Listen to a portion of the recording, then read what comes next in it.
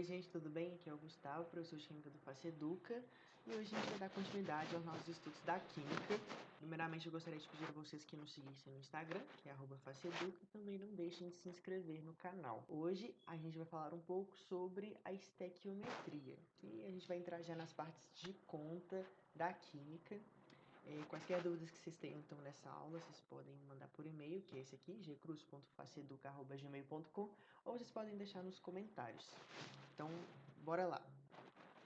Quando a gente fala de estequiometria, é inevitável a gente pensar em reações químicas, né? E o que são as reações químicas? Bom, as reações químicas nada mais são do que substâncias que, ao entrar em contato uma com a outra, rompem as ligações entre os seus átomos.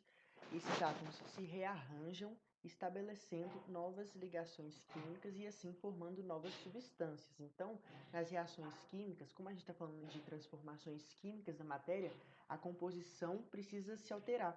Portanto, necessariamente nas reações químicas, a gente precisa ter a formação de novas substâncias a partir do rearranjo dos átomos dos reagentes. Então, aqui a gente tem uma representação de uma reação, no caso a formação da água, em que antes da seta nós temos os reagentes e depois da seta nós temos os produtos. Portanto, os reagentes são o estado inicial do nosso sistema e os produtos é o estado final do nosso sistema. Aí aqui a gente vê que o sistema no seu estado inicial ele era constituído por uma mistura de hidrogênio e oxigênio e no seu estado final ele é constituído apenas por água, ou seja, a composição química daquele sistema se alterou, justamente por ter se formado uma nova substância no fim do processo. E como qualquer transformação química, a gente pode representar por uma equação. Então, as equações servem para representar os fenômenos químicos, podendo também representar fenômenos físicos como mudança de fase. Mas aqui nesse caso nós temos a equação balanceada que descreve a combustão do gás hidrogênio ou então a síntese da água, a formação da água, em que 2H2 reage com 1O2 formando 2H2O. Então, essa equação está balanceada, significa que a massa do sistema no início é exatamente igual à massa do sistema no final. Então, a massa dos reagentes deve ser igual à massa dos produtos. Lembrando que existe uma outra maneira de se balancear essa equação, que é da seguinte maneira: colocando um coeficiente fracionário no O2, que é como se a gente pegasse toda essa equação aqui de cima e dividíssemos ela por 2. Mais para frente, a gente vai detalhar um pouco mais das implicações desse tipo de representação. E esse tipo de representação aqui, ele nos vai ser bastante útil lá na termoquímica. Então, nós vamos deixar para explorá-lo depois. Então, vamos seguir. Bom, então para a gente falar dos aspectos quantitativos das reações químicas, a gente precisa passar pelas leis ponderais, que são as leis que regem as transformações na química. Então, primeiramente, a gente já estudou a lei da conservação da massa, né? Então, lá por volta do século XVIII, o cientista Lavoisier realizou diversas transformações químicas no seu laboratório. E nesses seus experimentos, ele se utilizava de algumas técnicas bastante inovadoras para a época, que era o uso de balanças de alta precisão, realização de reações em ambientes fechados e observação, medição e anotação cuidadosa das massas das substâncias utilizadas. Então, ele utilizava um método bastante rigoroso quanto à quantidade de substância que ele estava utilizando nos seus experimentos. Então, através dessas observações e de bastante trabalho experimental, Lavoisier verificou que experimentalmente havia uma regularidade na massa dos reagentes e dos produtos em diversas reações de combustão, como essas três que estão representadas aqui. Por exemplo, o carbono grafite reage com oxigênio para formar o gás carbônico. Então vamos reparar nas massas. 3 gramas de carbono grafite reage com 8 gramas de oxigênio, dando origem a 11 gramas de gás carbônico. Então, quando a gente soma as massas dessas duas substâncias, 8 mais 3, nós temos um total de 11, certo? Então aqui temos 11 gramas. E a massa do sistema no final, no seu estado final, permanece 11 gramas. Aqui embaixo, reação do mercúrio metálico com oxigênio para formar o óxido de mercúrio.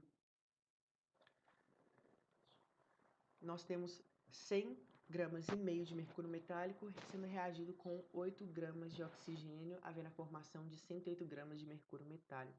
Então, quando nós somamos essas duas massas dessas duas substâncias, nós obtemos um total de 108,5 gramas, que é exatamente igual à massa final do sistema. E aqui, quando a gente reage nitrogênio com oxigênio, no caso 7 gramas de nitrogênio com 8 gramas de oxigênio, a gente obtém 15 gramas de monóxido de nitrogênio. Então, quando nós somamos as massas dos reagentes, a gente obtém um total de 15 gramas. E no final, essa massa de 15 gramas permanece, ainda que o produto seja uma substância distinta do que havia ali no início. Ou seja, por mais que tenha ocorrido uma reação química, a massa do sistema se mantém. Ou seja, a massa dos reagentes é exatamente igual à massa dos produtos. Então, a partir daí, Lavoisier pensou, a massa numa reação química se conserva, a matéria se conserva. Portanto, essa regularidade observada por Lavoisier ficou conhecida como lei de conservação da matéria ou lei de conservação da massa, ou então também é muito chamada de lei de Lavoisier, que em uma reação química, quando ela é realizada em recipiente fechado, a soma das massas dos reagentes tem que ser necessariamente igual à soma das massas dos produtos.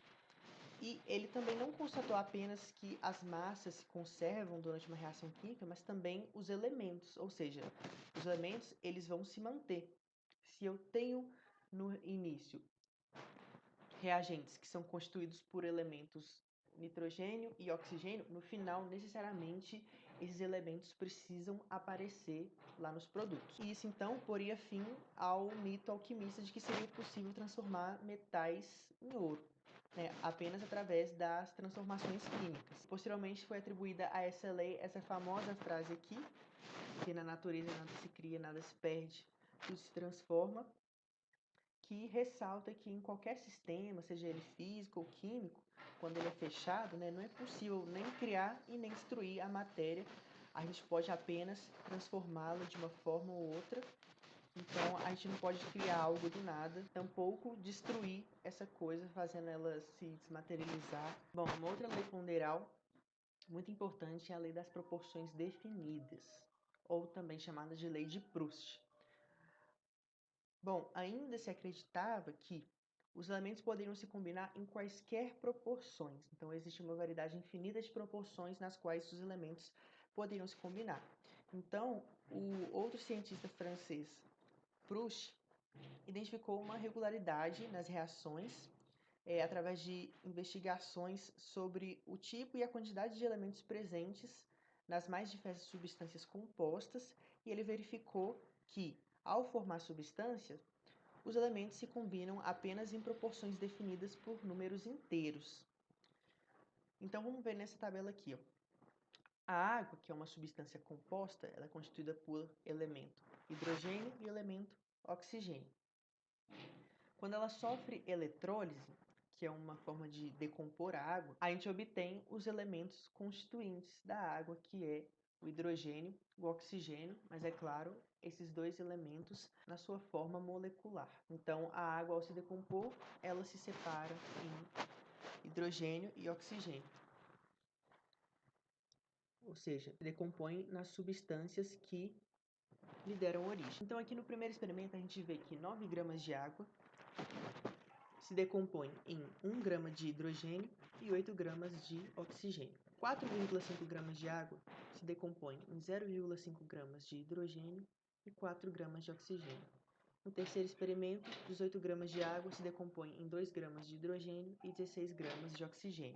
Nesses 3 experimentos, a gente ainda pode verificar a lei de Lavoisier, que é a lei de conservação da massa, em que a massa de matéria presente lá no reagente é exatamente igual à soma das massas dos produtos. Então, 9 é igual a 1 mais 8, assim como 4,5 é igual a meio mais 4. E assim como 18 gramas é igual a 2 mais 16. Então, a gente vê que aqui a lei de Lavoisier se mantém. É uma regularidade que vai se manter para todas as reações químicas. Só que aqui a gente está querendo avaliar a proporção dos elementos que constituem uma substância composta, no caso, a água. Então vamos pensar, ok, eu fiz a eletrólise de 9 gramas de água, por que se formou 1 grama de hidrogênio e 8 gramas de oxigênio, e não o contrário?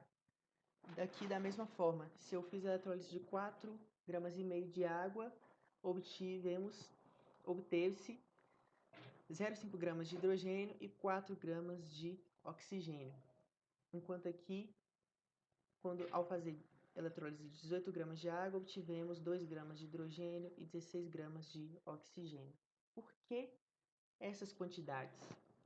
Ele reparou que em todos esses experimentos obteve-se uma mesma proporção das massas de hidrogênio e oxigênio. E essa proporção a gente pode observar que é de 1 para 8. Ou seja, 1 grama de hidrogênio para 8 gramas de oxigênio. E essa proporção, ela se mantém para os outros. Porque lembrando que todas as vezes que a gente for trabalhar com proporção, nós usamos os menores números inteiros possíveis para representar aquela proporção. Então aqui, por exemplo, a gente tem uma relação de 0,5 para 4. Porém, como a gente precisa expressar isso aqui em números inteiros, quando a gente multiplica por 2, a gente chega nessa proporção de 1 para 8. E aqui da mesma maneira, a proporção, a gente pensa, seria de 2 para 16.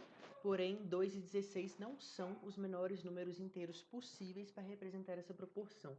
Então, a gente pode dividir essa proporção por 2, dividir o 2 por 2 e dividir o 16 por 2, e a gente também chega em 1 para 8. Então, reparem que essa proporção é constante, independente da massa de água que sofreu eletrólise.